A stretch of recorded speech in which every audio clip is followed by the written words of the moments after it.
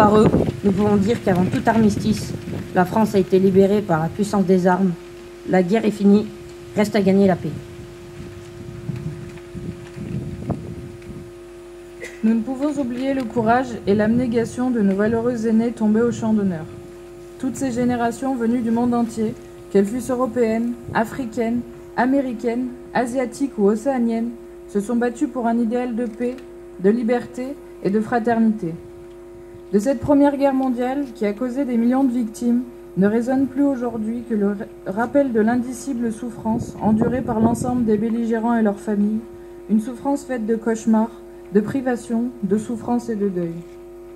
Unissons dans le souvenir tous ces soldats de métropole, d'Afrique, d'outre-mer et des pays alliés qui ont également versé leur sang pour la France.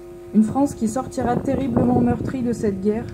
1 400 000 morts, 740 000 invalides, 3 millions de blessés, des centaines de milliers de veuves et d'orphelins.